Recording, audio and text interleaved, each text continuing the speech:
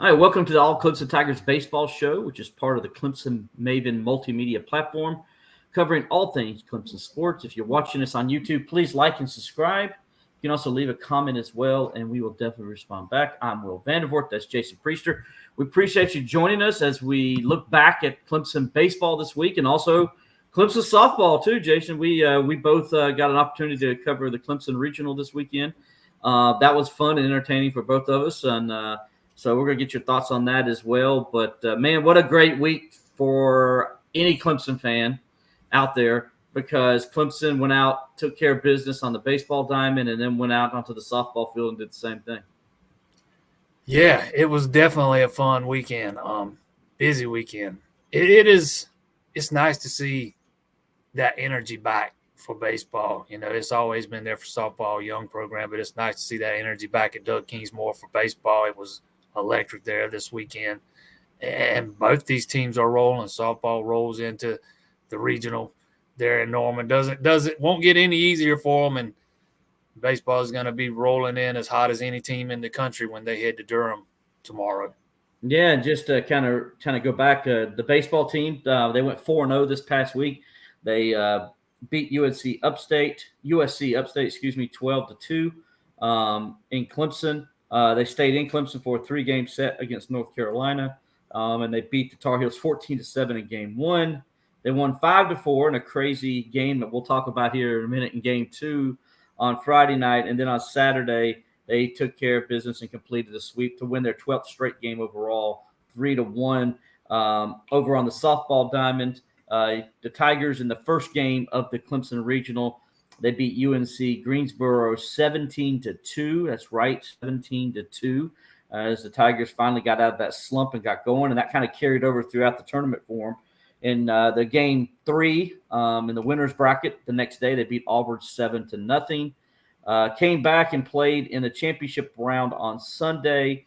They played Auburn again, and Auburn beat the Tigers 5-2 in the first game, but Clemson rallied in the second game and final game of the regional to win the regional 5-1 over Auburn. So they advanced, as JP mentioned here just a second ago, they advanced to the super regional round where they'll play Oklahoma. By the way, that's going to be a Friday, Saturday, Sunday series. Clemson and Oklahoma will get started at 1 p.m.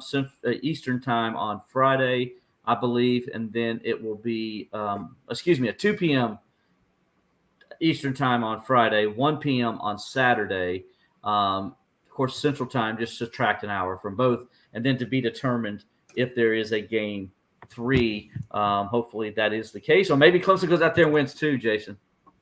Hey, stranger things have happened. Make no mistake. We've already saw the 2 seed get knocked out in UCLA this weekend.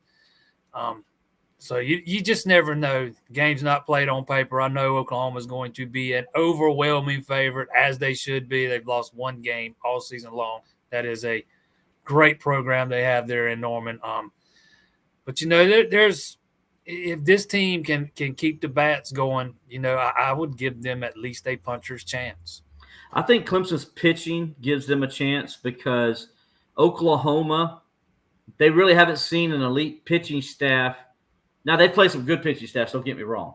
But an elite pitching staff like Clemson's really all year. You know why I say that? Because there's only one team in the country with a better earner on average than Clemson, and that's Oklahoma. So the two best pitching staffs are going to meet in this regional, super regional championship series. The winner goes on to the College World Series. And, I think because Clemson's pitching, if they can play good defense behind Cagle, it's going to give themselves a chance, because I think that's going to keep Clemson in the game, where most teams, they're just trying to stay with Oklahoma, right? I mean, Oklahoma gets out there and they get out in front 5-0. You think teams are like, then they got to score 6-7 runs to have a chance to beat Oklahoma. Clemson's not thinking that. Clemson's like, we can win a 1-0 game or 2-1 game. We just got to take care of business on the defensive side, and then when we get those opportunities on the offensive side, take advantage of them and score. It's going to be a tall challenge. No doubt Oklahoma's the favorite and should win this super regional. But like you said, they got a puncher's chance. And when you got a puncher's chance and you got a player like Valerie Cagle, who we're going to get to in just a second, that gives you an opportunity to win a series and to move on, because we've seen it before. Usually it's not always the team with the best team that wins. It's just the team that's playing the best that weekend that wins. And this team seems to be playing not only very loose, but they seem to be playing with a high level of confidence. Maybe not quite seen there during that skid at the end of the season. Looked like a very confident team this weekend. I thought they played very relaxed. It didn't look like they felt any pressure, even after dropping that first game yesterday. It was like they knew they were going to rebound and take care of business in that second game. So it kind of makes you feel a little bit better about their chances.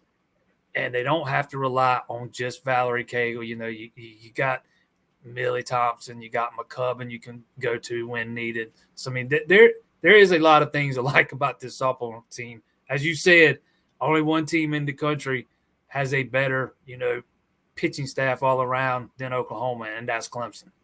Yeah, and look, so people can understand, Clemson the last couple of weeks has faced some very good pitchers. North Carolina pitcher, when they faced her, she's one of the best pitchers in the ACC, second team All ACC. Gives the Tar Heels a chance to win every time they're out there. They faced a Duke kid who's probably going to be the next Valerie Cagle, if you will. She threw a no-hitter against Clemson in that game.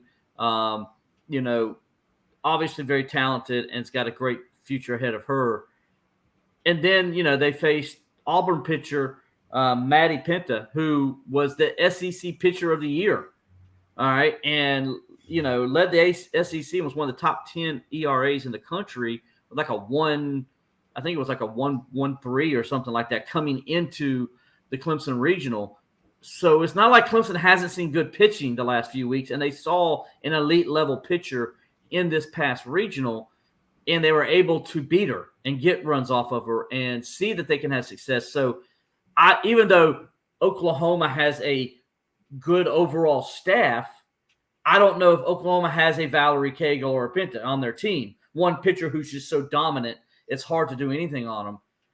And that's going to be interesting how Oklahoma handles Cagle, and then how Clemson approaches their approach, knowing that, hey, if we can do this against one of the best pitchers in the country and score 7 runs and 5 runs, I think her earned run average against Clemson in the series was in the 3 games they played was 4.81. So Clemson got to her, and they got some runs in. So that's why I'm saying I think they got a chance, because they've seen good pitching the last few weeks. So when you've seen it and you know how to approach it, it helps you. Like you mentioned, you had some success against it. Now you're like, okay, if we can score against her, why can't we go and score against Oklahoma? And that's why I think they should, like you said, they should have some confidence going into this regional series. Yeah, in that first game against Auburn on Saturday, it looked like maybe we were going to have one of those big-time pitching duels between Penta and Cagle. And then Clemson was finally able to get to her, I think it was in the 5th inning, when they exploded for some runs. And they kind of had their way with her after that. She had a little bit of success in game 1 yesterday. She was pretty good, but they've kind of found their footing in that second game, got to her again, chased her. But, yeah, I'm with you. I think it gives this team a ton of confidence, no matter who Oklahoma throws at them. That's it. We'll see. It's going to be fun. Again, that game's going to be Friday, Saturday, Sunday. And you can follow it all on All Clemson Tigers. And so hopefully we'll be coming back next week, and we'll be talking about Clemson going to a super regional. By the way, Valerie Cagle is a finalist for the Player of the Year award in softball. And she's with Maya Brady of UCLA and Skylar Wallace of Florida are the 3 finalists. Now, of those 3 names that I just said, JP, Valerie Cagle is the only one still playing. The other 2 are done. They both got eliminated this past week in the tournament. So, I already thought Valerie Cagle was Player of the Year anyway, but this kind of solidifies it for me, because her team did go further, if you want to go ahead and use that as a prerequisite, if you will. Yeah, I agree. Not only that, she's the only 2-way player of those 3. The other 2 are just position players. She pitches and plays the field, and she gets it done in both spots. So yeah, I think Cagle is or at least should be the Player of the Year. I shouldn't say probably going to be, because like I said earlier, stranger things have happened. But I think she absolutely should be player of the year. I think those other two with UCLA and Florida getting knocked out, I think that should have all but locked it up for her. Yeah, I think you're right. I think this week, by the way, it will be announced later in the week. So stand by for that and be watching allclemsontigers.com. We'll release that when it comes out, but it should be announced later this week. And I'm with you. I expect her to be named National Player of the Year. So Clemson's going to have their first ever National Player of the Year in softball. Now, they've done it quite a few times in baseball. You know, when you look at, Chris Benson, Khalil Green, Seth Beer. There's one more. Oh, my goodness. He's back in the day. Please. Rusty Atkins. I'm sorry, Mr. Atkins. I just had one of those moments. I apologize. So Clemson's done it quite often. And Clemson could do it again this year. As Caden Grice was named the Golden Spikes Award semifinalist. It's the second year in a row Clemson has had one, as Max Wagner last year was named a semifinalist as well. I found it interesting that Caden's on this list when he didn't win ACC Player of the Year. That was already announced today. We'll get to those here in a second. But nonetheless, congratulations to Caden Grice for having another solid year and receiving an honor like this. Because hey, even if you're semifinalist, that's pretty honored to be named one of the best players in college baseball. Yeah, and speaking of two-way players, Grice has been one of the biggest components of this turnaround for Clemson. He has kind of solidified that rotation since he's been inserted to it as the Sunday guy. You know what you're going to get out of him week in and week out. And then at the plate, he just continues to do Caden Grice-like things. I think he's at 12 or 13 home runs now. He hit 2 more this weekend. 14 home runs. 14. So he just continues to get it done at the plate. He's been exceptional on the mound, had another fantastic performance this weekend in the regular season finale. We'll see if he can carry that over into the ACC tournament. You hope he can, because if he is on and he plays the way he's been playing the last several weeks, there's no doubt in my mind he gives Clemson a chance to win this tournament. And we'll get into pool play here in just a minute, as that was announced later on this week. Earlier, I should say Sunday. But I also want to announce that the ACC announced this Atlantic Coast Conference season awards and all conference teams. Virginia's Kyle Teal was named Player of the Year. Wake Forest's Rhett Lauder, no surprise, named Pitcher of the Year. And the Demon Deacons' Tom Walter is the ACC Coach of the Year. Some of y'all might be disappointed with that. I'm not as surprised, JP, by that, because I know a lot of people think maybe why didn't Eric Backich get it in his first year, getting Clemson to 20 wins, finishing second in the standings and overall wins. But I get it, because Wake Forest just dominated the ACC this year. It's hard not to give it to Coach Walter.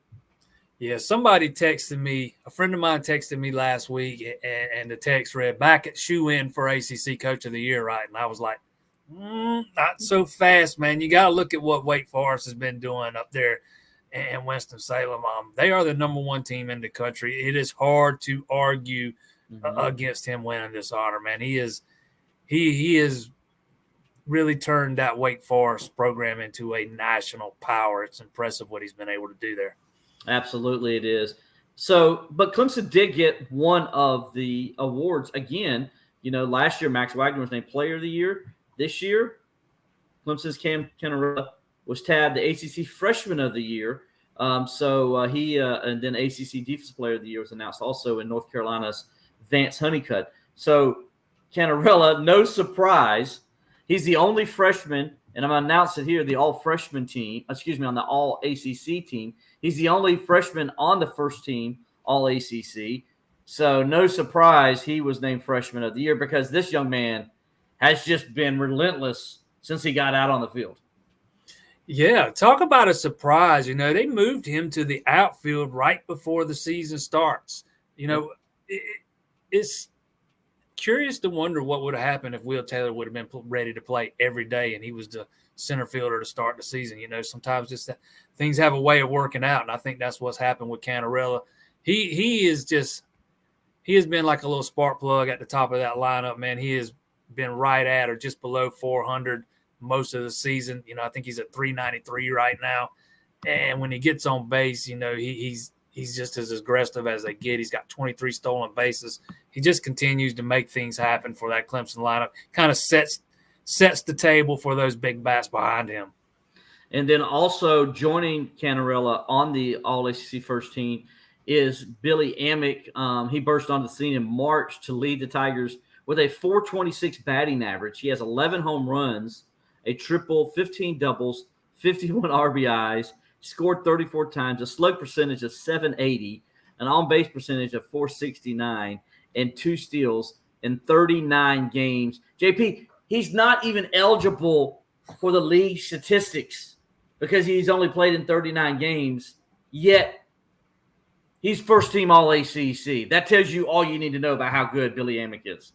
I mean, we talked about Grice being one of the key components. Well, here's another one of the key components. And talking about a kid that came out of nowhere, he was barely seeing many at-bats to start the season. Definitely was not your everyday DH or playing first base when Caden Grice was pitching or whatever. It's been a remarkable story, probably the best feel-good story out of the ACC this season and what Billy Amick's been able to do. Now, he's been amazing. And last week, he was, again, by the way, named ACC Player of the Week for the second straight week. He shared those honors this week as co-player of the week. But, just, again, another amazing week where he drove in 10 more runs, had another home run. And so he just continues to be on fire. Speaking of All-ACC, though, Caden Grice was named second-team All-ACC as a pitcher. He, of course, as we mentioned earlier, is a two-way player for the Tigers. 7-1 this year to lead the Tigers. Has a 3.1 ERA.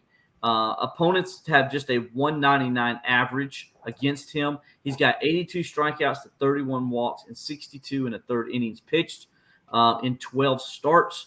Of course, at the plate, as JP mentioned earlier, hitting 296, 14 homers, a triple, 12 doubles, 54 RBIs. He's scored 50 times, got a 405 on-base percentage, and has 3 steals. He's played in 52 games and has started 51 of them. It marked Grice's second All-ACC selection of his career as he earned that honor as a first baseman as a freshman back in 2021. He became the first Tiger since Jared Schmidt, if you remembered him, Jared Schmidt in 01-02 to earn All-ACC honors as both a hitter and a pitcher during his career. Also, Cooper Ingle was named third-team catcher as he's hitting 330 with 6 homers, 15 doubles, 32 RBIs. He scored 51 runs. He has an on-base percentage of 425. Of course, he has a steal as well. He's played in 55 games this year. Those 4 guys right there, are the main reasons why Clemson is 23-4 since April the 4th. I mean, because all 4 of those guys have played well during this stretch. No doubt about it. Ingles kind of just like Canarella, kind of helps set the table for guys like Grace and Amick. What is it now? What's his consecutive games with reaching base up to now? 50, I think. I think it's 50. Yeah, it's amazing reaching base. That means getting on somehow. Been on base in 50 straight games. That is a eye-popping statistic. And again, both of those guys kind of set the table for Amick and Grice. It's been remarkable. I mean, one thing you didn't mention was how much Grice has cut down, how much his strikeout numbers are down this year when you compare him to a year ago. I think he's like at 62 or 63, and he was up over 100 last year, if I'm remembering right. By this time, 109. It has been a remarkable turnaround for what he has done under this new coaching staff. Looks like he's playing, speaking of playing relaxed and more freely, he looks like a guy that is doing that. Absolutely, he does. And just amazing the way he's playing right now. And I think that will continue in postseason. I really believe that. And he's really kind of, sometimes you see, I mean, he was talented his whole career. We've known that. And we just mentioned second team as a freshman. He was second team All-ACC. But when you look at Grice now, you've seen him grow up. The light bulb has come on, right? And you see that, and that's when you see the progression of a young man as they go through college. And you can see that it has really just kind of hit. The light bulb has come on. He's figured it out. The game is slowed down, and he's dominating in every way, and he's leading his team. And I think the thing that stands out to me about Caden Grice is early in the season when he got in trouble with backage at the South Carolina game, when he got tossed for complaining about balls and strikes and drawing the line on where the ball was, which is a no-no, by the way. Ever since then, he's been a different guy. He's totally been a different guy. It's like he got it. He's like, okay, I get what they're telling me. I get what they're expecting of me, and I need to be a leader on this team and not someone who just follows. And I think that has shown ever since that incident. Yeah, if you watch him, in the dugout or when they're celebrating something, he's usually, if he's not the first guy out, he is one of the first. He is absolutely, arguably, the leader of this team. Not one of them, probably the leader of this team. You touched on it already. It has been amazing to kind of see him grow into that role. And a lot of that has transpired during this season, not during the offseason, but during this season. It's like he has grown up on the field. You put it perfectly. The light has come on, and he is raking at the plate and dealing on the mound, and it's been fun to watch. It has been. And then again, we talked about the other guys in Camarilla and, in Engel. And when you look up and down that lineup, and we're going to talk about what happened in that game against UNC in game 2 real fast. And the guy that really stands out to me as the glue to it all is Riley Bertram at second base. And the play that he made in that game, at the time you didn't realize how big it was, but Clemson was having problems catching fly balls. And we'll talk about why that was in a minute. It was the craziest darn thing I've ever seen in my life. They dropped 3 pop-ups in that 9th inning, allowed North Carolina to score the go-ahead run. But the tying run. The reason they didn't score the go-ahead run was because on the first pop-up, Bertram, basically the ball falls right at his feet, and he realized the ball's there. He finally sees it, understands that, the North Carolina runner probably saw, because at the same time, Benjamin Blackwell was running up to try to find the ball too. So there's nobody covering second. Well, Benjamin Blackwell, he realizes I got to get back and cover second. And so he darts back to second base. Bertram realizes that's what he's done, picks up the baseball one-handed, turns around, does a 180, and throws a dart to throw out the North Carolina runner at second base. It's one of the most heads-up plays I've ever seen by any player. It's not a major league player, but it just shows you where that young man is as a ball player standpoint. Like, he understands the game and what's going on at all times. He is the field general out there. That's kind of the way I look at him. And you kind of see why Eric Bakich wanted to bring him with him from Michigan. You said he's kind of the glue that holds it all together. I 100% agree with that. And after a slow start at the plate, he's really come on of late. He's moved up from the bottom of that order. He's hitting 6th a lot of times now, if I'm not mistaken. But and when he gets on the bases, he makes things happen there too. But that was one of the craziest 9th innings I've ever seen. And if he does not throw that guy out, North Carolina probably scores the go-ahead run in that inning, not just the game-tying run, but probably the go-ahead run. He probably saved Clemson's winning streak that night in what was one of the crazier games I've ever seen. And for people who weren't there, that didn't see it, what happened was, Clemson, who was pitching? Jason, help me out. Who was on the mound? Ryan Ammons. Ryan Ammons was on the mound, and he's doing what you're supposed to do.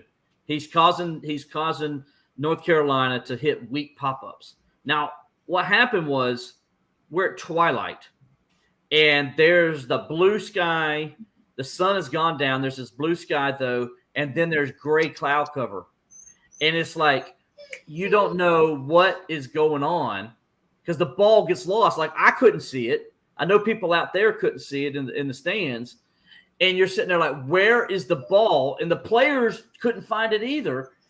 And 3 times the ball fell right in front of them. I think one hit off, if I'm not mistaken, Benjamin. at short. And so, like, because he didn't know where it was, so he covered himself up because he didn't know where the ball was. It was the craziest darn thing I ever seen. And I don't know, in all my years, I've never seen that happen. And I thought, and I'll let you explain it, I thought Coach Bakich gave a good description of what's been going on with Clemson in this situation, if you can describe it. Because Clemson's had some crazy nights, guys, for the last several months at times. And if you could describe what he's talking about. Yeah, he said they've had some issues with that in practice at certain times of the day. And you kind of described it, twilight, the sun's going down, that blue sky, but there was a very weird looking cloud that passed over at the same time. I don't know how much that played into it, if anything. Or just right there on the left side of the field, you look up and it just looked really dark from my perspective anyways. But like you said, there were 3 pop flies in that game. They just totally lost. The guys are out here doing this, don't want to get hit in the head.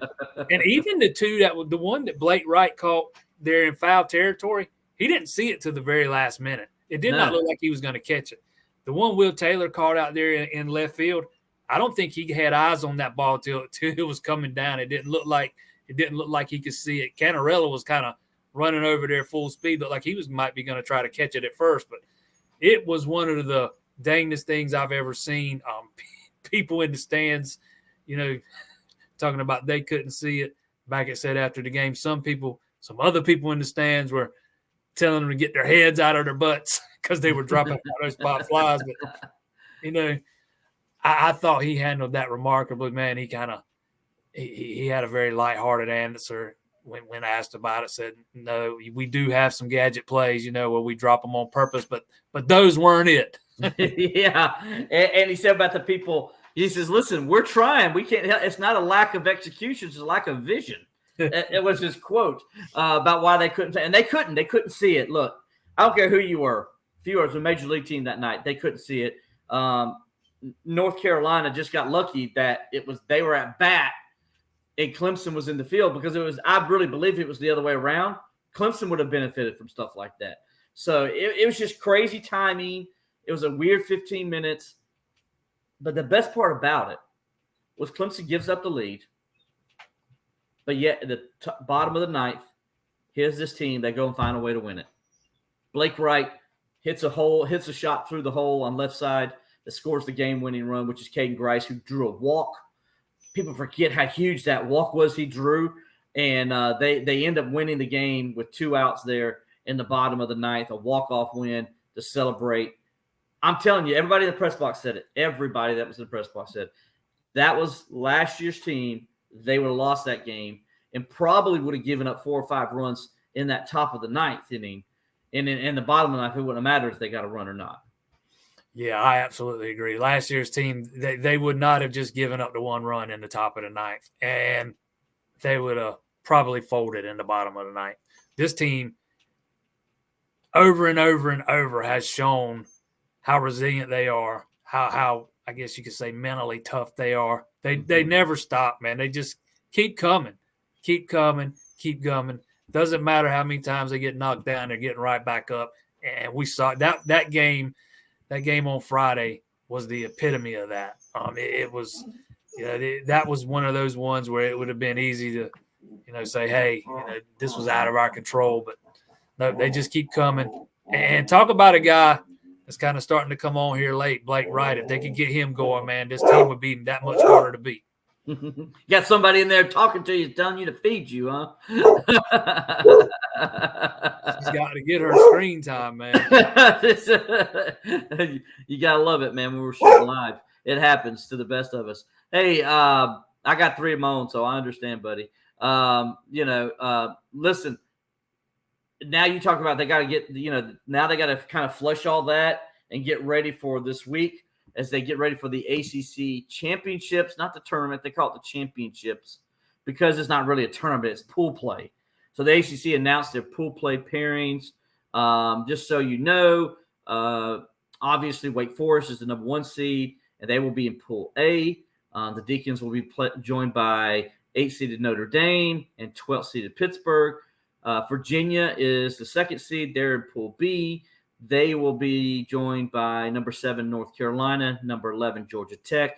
Clemson, even though the Tigers have the second best record in the conference overall, they're the number 3 seed because they happen to be in the same division as Wake Forest. Virginia gets the number 2 seed because they played in the coast. They won the Coastal Division. So Clemson's a 3 seed. They're going to be with with Virginia Tech as the number 10 seed, and Boston College is the number 6 seed. Miami, by virtue of beating Duke 2 out of 3 this past weekend, they are the number 4 seed, and they will play in Pool D, and they will be the top seed in that pool, and they're joined by number 5 Duke and number 9 NC State. I think that's going to be the most competitive of the pools. And so, the times for Clemson. Clemson's going to play at 7 o'clock on Wednesday against Virginia Tech. And then they will play at 11 o'clock on Friday against Boston College.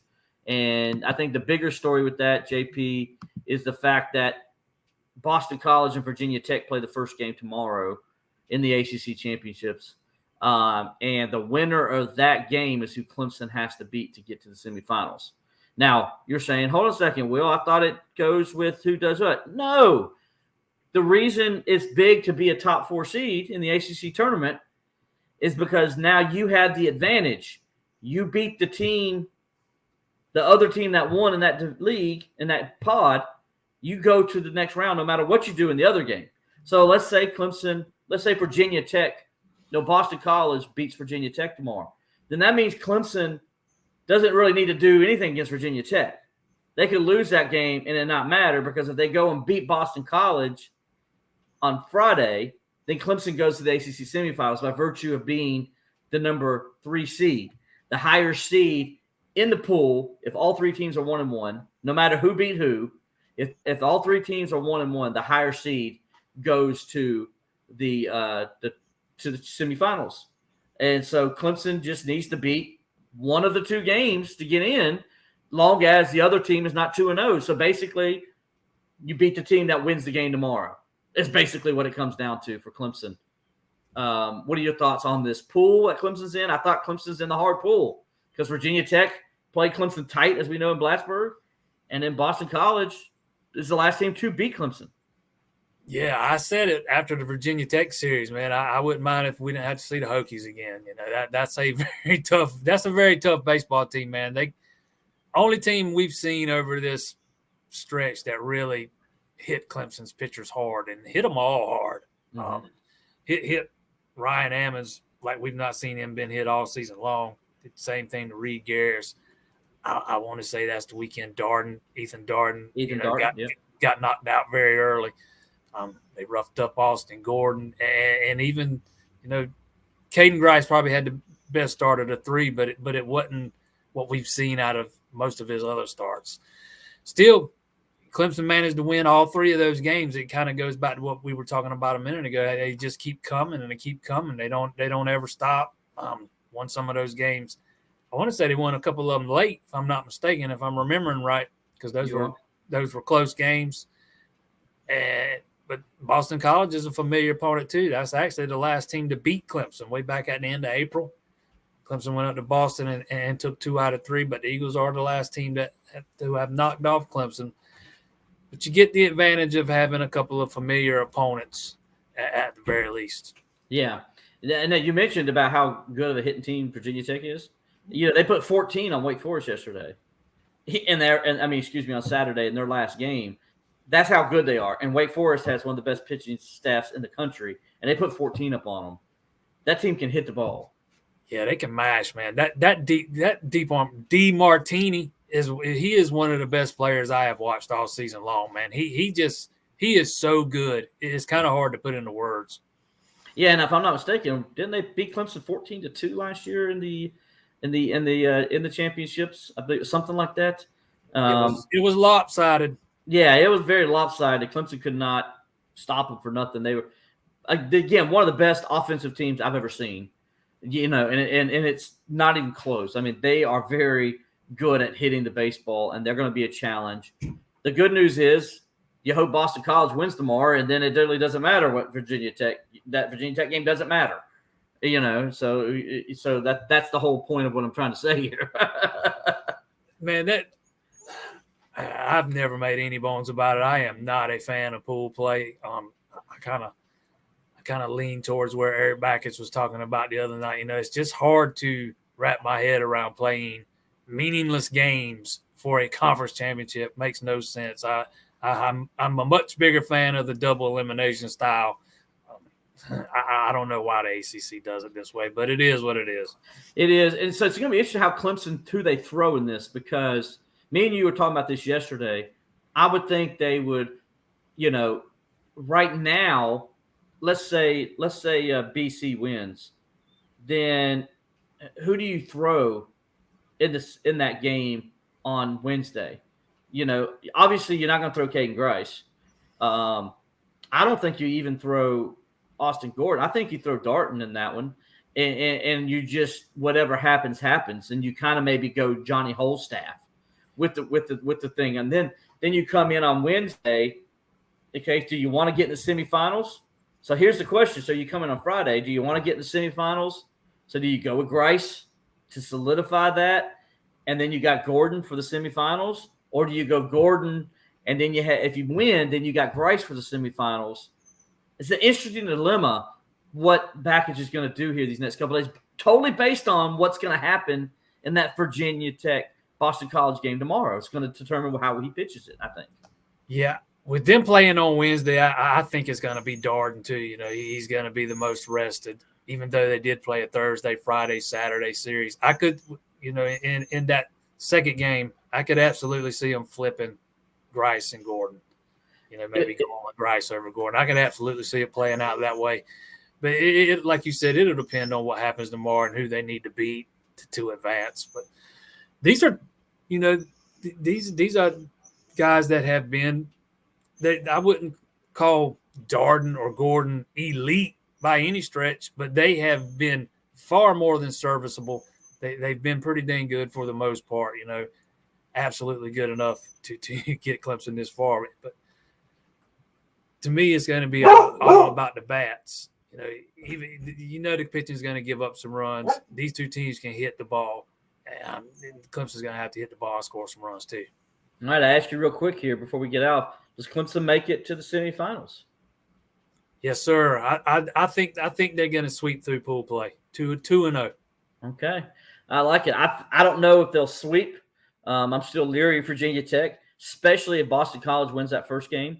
But I do think Clemson can beat Boston College, and I think they're a better overall team, and I think that'll show again.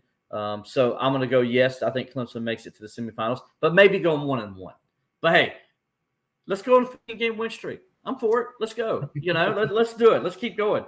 JP, thanks, man. Appreciate it. Appreciate everybody listening. If you could, go to All Clemson and on YouTube, click like and subscribe. We definitely would appreciate that. Leave a comment as well. We'll definitely get back to you on that, either Jason or me or somebody on the staff will. We appreciate you. Until next time, hopefully we're saying ACC champions.